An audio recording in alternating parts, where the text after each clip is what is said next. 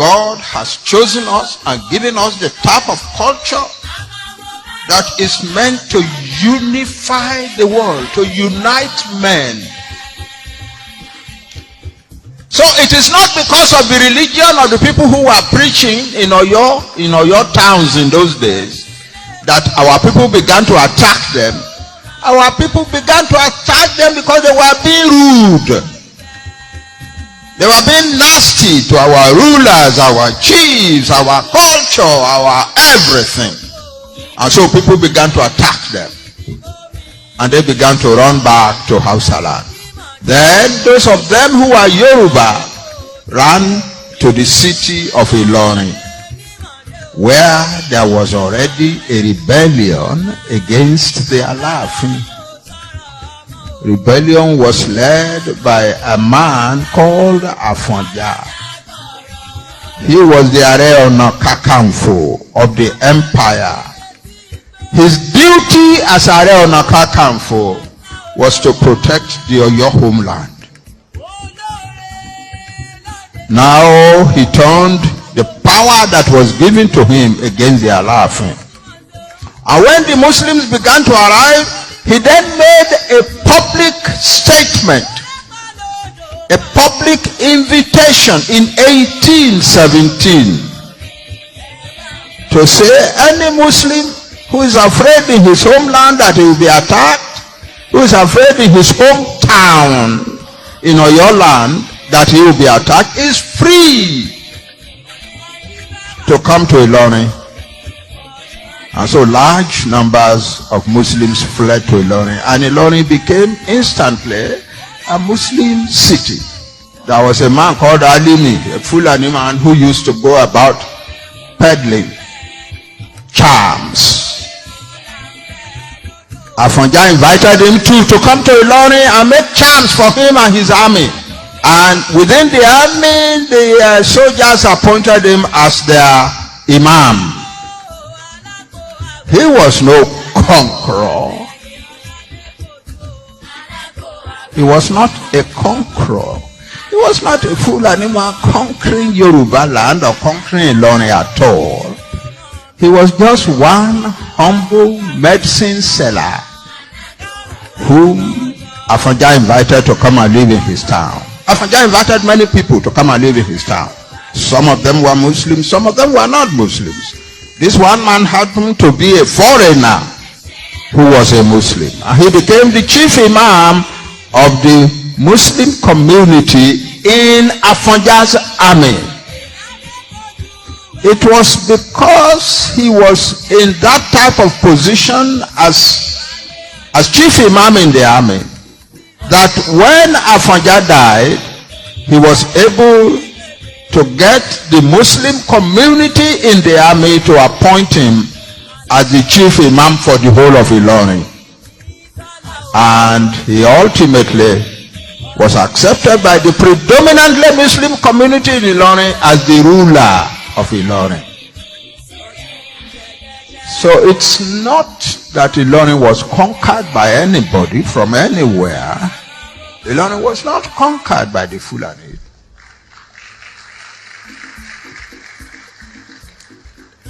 But after the Ilorin people had done that, the Yoruba people were horrified.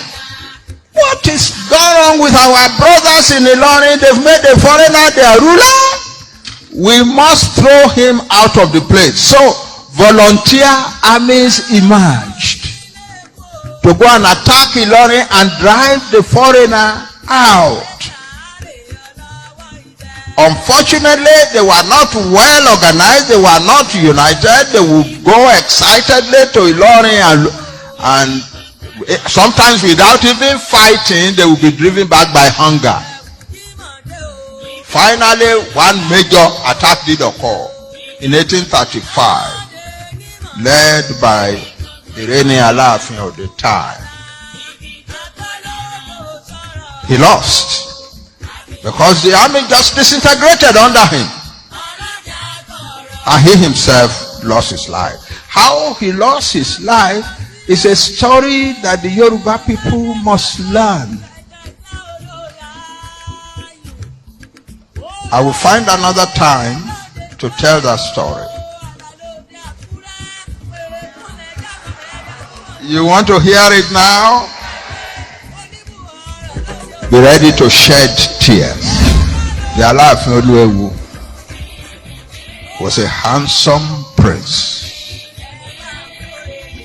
very handsome man, and a very pleasant man, also a very courageous. Find another time to tell that story. You want to hear it now? Be ready to shed tears.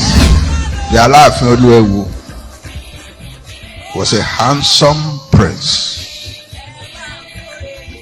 very handsome man, and a very pleasant man, also a very courageous person. On his way to the attack on Ilorin, he went through many towns and brought a lot of people with him. But outside Ilorin, the army began to quarrel among themselves. Some said one thing, other people said other things. The end result of it was that the Alafin decided, no, we've gone this far. If nobody is fighting with me, I will fight alone. Nobody fighting with me, I will fight alone. So he plunged into the fight. And his son, his eldest son, plunged into the fight with him.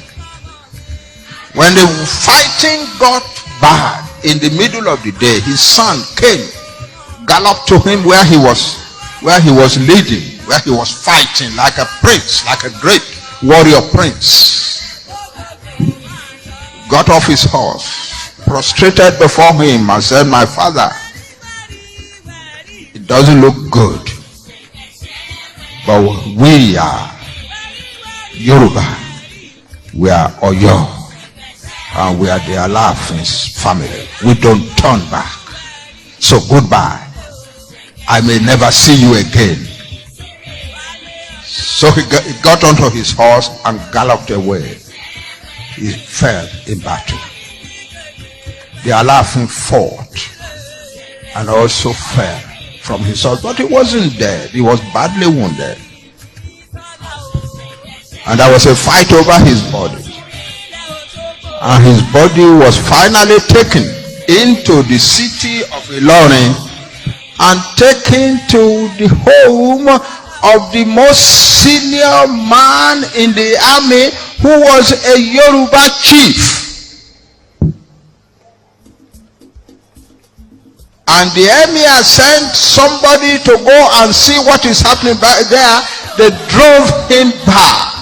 This is not for foreigners. This is for us, Yoruba people. They knew he was going to die because he was so badly wounded. They wanted to subject him to the fullest disgrace imaginable. They put shackles in his legs. They bound his hands. And then one of the leading Yoruba chiefs took a sword and cut off his head. That's the Alafin. There were young men there. There were young men there who saw it happen. They were horrified to see what had happened.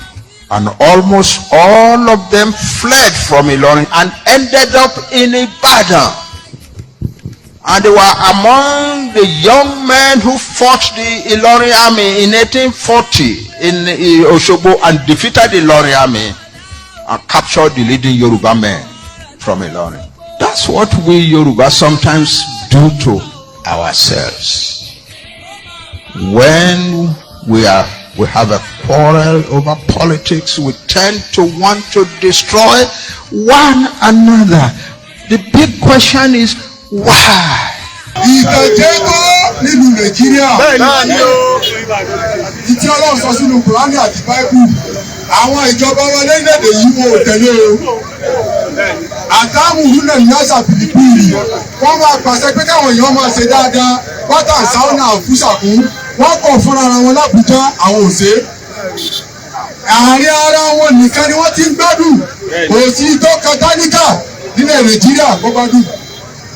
àgbo léyà tá a rà lọ́dún yìí tá a fẹ́ fi pa léyà èyí tó kéré jù ní 150,000 àgbo wọ́n ti fi ara ni wọ́n kọjá àlà nígbà tí wọ́n bẹ̀rẹ̀ ìjọba sẹ̀mó 1,500 ni wọ́n ta sẹ̀mó ráìsì 7,000 naira ní ìsìrẹ́sì ti di 35,000 lórílẹ̀-èdè Nàìjíríà màálù òkè ẹ̀sẹ̀ fẹ́rẹ́ wọ́n mọ́ a máa ná bíi 250,000 kẹ́kọ̀ọ́ ní màálù ẹ̀rọ kan ìdí rèé táwọn wò pé ṣé tìlú ẹ̀ máa lọ bẹ́ẹ̀ tí yóò máa tẹ̀lé àwọn lọ bẹ́ẹ̀ nínú Nàìjíríà tábà wọn lọ sóko wípé àfẹ́ lọ dáko nígbà tí oúnjẹ wọn oúnjẹ tó wọ́n yìí ẹ jẹ́ ká lọ dáko fún ara wa àwa dáko tán wọ́n wá kú bàtà mọ̀ kéré òróró àti fúlàní wọ́n wá wọnú oko wọ́n jẹ gbogbo ẹ̀ ẹni tó bá tún wá sọ̀rọ̀ wọ́n tún sàládà ẹni tó bá tún jóbìnrin wọ́n tún rẹ́pẹ̀ ẹ bá tún wá sọ àwọn ọlọ́pàá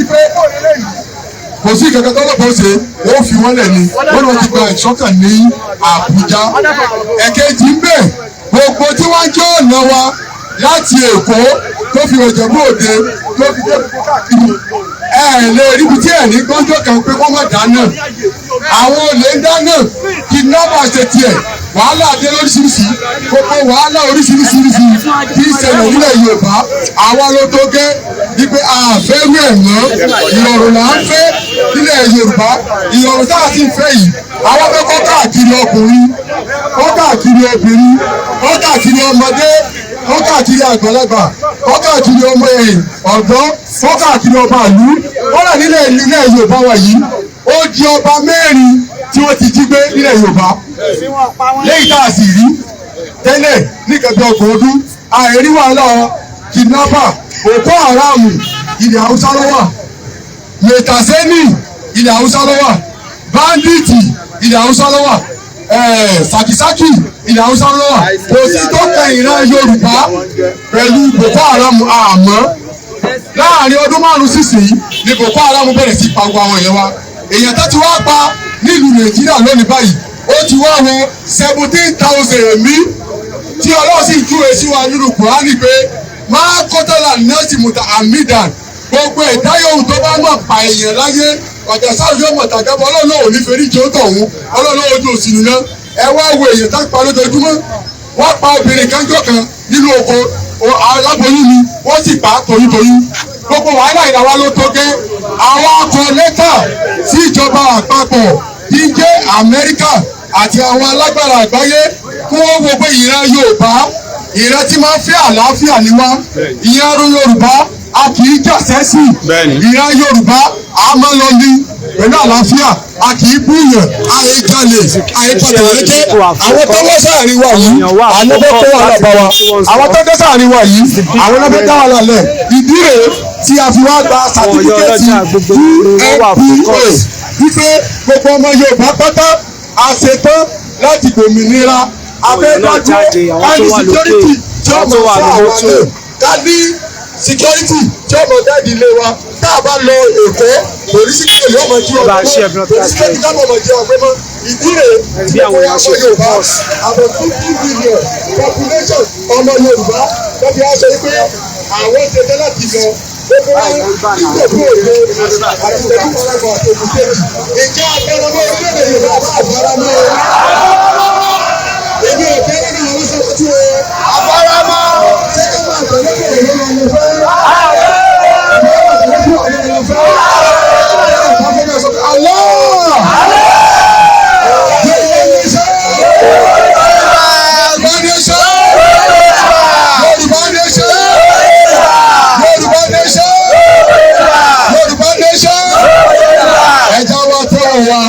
ní agbára Ọlọ́run òní ni jímọ̀ nígbà tó ti tó parí oṣù gbogbo ẹnìkọ̀ọ̀kan wa aago pé kí ìran Yorùbá má parẹ́ torí pé tá a bá ní kọ̀ọ̀kan àwọn ọmọ ìyá wa tó wà nínú òyìnbó tá ń wálé wọn ò ní fọkànbalẹ̀ mọ́ o kò sọ ọmọ ìyá wa tó wà nílùú èbó tí ó kọ wá sílẹ̀ Nàìjíríà ẹ̀rọ ọmọ bàkọ́ mọ́ jí ìgbé láti airport ó ti wá di ìbẹ̀rù but ní agbára Ọlọ́run gbogbo wa tá a wà yìí ṣé à ń fẹ́ Yorùbá nation àbá àfẹ́ Yorùbá nation àwọn àtẹwọ́bá òun ẹ̀sẹ̀ pé yá Ìjẹ̀bú sì mọ Ọlọ́run. Nigeria police force based in Africa they are working like an elephant they are eating like a rat. Àwọn ọlọ́pàá wọn ò fún wọn lọ́wọ́ wọn ò fi ó fìyà jẹ wọn wọn ò tọ́jú wọn sálárì wọn ò lọ déédéé ní agbára Ọlọ́run àtúntò ọgbà Yorùbá nation ní agbára Ọlọ́run. Gbogbo ọ̀nà tá a rí lọ́nà Ìjẹ̀bú Òde ń bí tó fi dábẹ́kúta tó fi dé Ìlà-Àró kò sọ́nà tó dá ń bẹ̀ o àdìgbò mọ́ o àbá fẹ́ dìgbò tá a bá dìgbò mọ́ ẹ̀náwó sọ́kọ̀ pé kò sí gbò àdìgbò mọ́ ó tó gé fún gbogbo ọmọ Yorùbá ká máa pa wá kó máa jí wa gbé ó ti tó gé báyìí ibi táwa ń lọ ò jìnnà ibi tá a ń yà ló pọ̀ ṣe rí Ìjẹ̀bú Òde tá a wà yìí ẹ rí i pé òjò ń rọ̀ òjò tí ń rọ̀ yìí òjò ìdùnnú ni òjò àlàáfíà ni gbogbo ibi tí wọ́n bá ti fẹ́ gba òmìnira òun náà ni òjò máa ń rọ̀ ibi tí oòrùn bá ti mú ẹ lè rí ìtúsílẹ̀ Ìjẹ̀bú Òde tá a wà yìí òjò bẹ̀rẹ̀ sí rọ̀ èyí túmọ̀ sí pé àwọn wòlíì Ọlọ́run wọ́n wà nílùú Ìjẹ̀bú yìí àwọn ẹni Ọlọ́run wọ́n ń bẹ ní Ògùn state tẹ́ bá wo gbogbo Nàìjíríà lónìí tẹ́ ẹ̀ bá ti rí kí ọmọ Ògùn state kọ́ dá sí ìjọba Nàìjíríà ìjọba yẹn máa parẹ́ Abíọ́lá Ògùn state Awólọ́wọ̀ Ògùn state Dẹ̀yìndé Fernandez Ògùn state Délé Kókà Ògùn state Mákẹ́lú Alẹ́núgà Ògùn state Délé Lọ́rí Ògùn state Ọbásanjọ́ Ògùn state Ọ̀ṣínbàjò Ògùn state gbọ́dọ̀ tóbi ìlú Ògùn state àwa wà yìí bá a ṣe wá ní alágbára tó jẹ́ pé gbogbo wọn náà wà Nàìjíríà tó sì tóbi àmọ̀mọ̀ ríná lógùn state bí abẹ́ ríná ìjọ mi wà tí àwa ń fẹ́ láàrin wa òun ní Yorùbá nation òun lọ́nà àlàáfíà tí ò ní jẹ́ ká ṣubú tí ò ní jẹ́ ká parẹ́ tí ò sí pé wọ́n máa jí àwọn ọmọ wa gbé tí ò sí pé wọ́n máa jẹ́ ìkọ̀kan wa gbé. Yá ní fọkànbalẹ̀ táà ní dààmú Ọlọ́run ẹ̀sọ̀ pé yá lọ́ mọ́kànlá lájọ wí papọ̀ mo fẹ́ ká jọ tẹ́wọ́ báyìí ni àwọn ọ̀rẹ́ sókè fọlọ́run kọ́lọ́ ọmọ ìpè ara ni wá ebi pa wá ìyà ń jẹ wá ó tó gé Ọlọ́run kí ló dé tọkọ bá fúnyàwó ní 1000 ìjà ni wọ́n bà túká lálẹ́ 1000 ọ̀rọ̀ aláìsí ó ti àṣẹwó ó ti àrà kankan ẹ̀rọ wájà ṣe kí wọ́n fọ́ ọ̀rọ̀ rẹ̀ òfin dáná kò sí ìfọ̀kànbalẹ̀ fún wa o káwá tó ogun náà papọ̀ ọba tó ní sẹ́mọ̀ tó ní lẹ́lẹ̀ ọba tó lágbára tó wà àbíjà ìran Yorùbá kó ló fara ní ìran Yorùbá àwọn ìdílé mọ̀ká pé yá lọ yá lọ yá lọ yá lọ yá lọ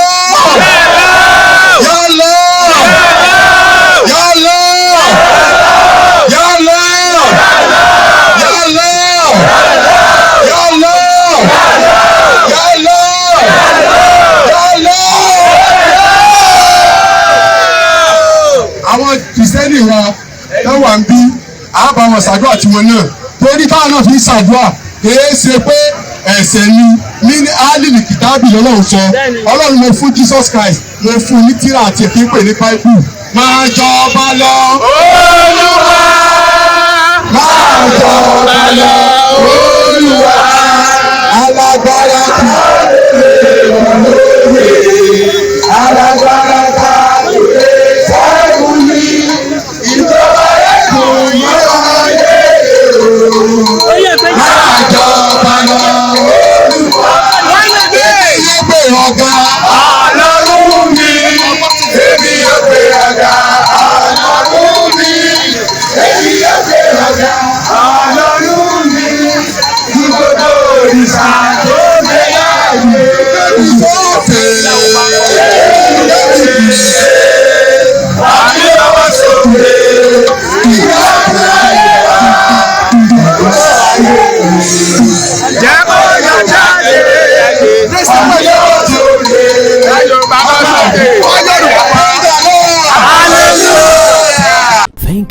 for watching. If you're new to this channel, consider subscribing so you won't miss out any of our latest video. My name is Akinabi. I'm a video director and TV producer of Akomolowe on African Magic. Keep watching DriveTV. olólùfẹ́ DriveTV àti gbogbo ẹ̀yin tí Fẹ́mi Sola ẹ máa wo DriveTV. Keep watching DriveTV. My name is Wole Agba. Taking this time out to tell you all that you keep watching DriveTV. What drive ẹ̀wọ̀ ní ògo ẹ̀? What drive ẹ̀wọ̀ fulfilment? What drive ẹ̀wọ̀ bí tó bá lọ? Ó ní iṣẹ́ rìn. Ibi ni kò máa wò DriveTV. Thank you. Chloe. DriveTV, driving you around the world.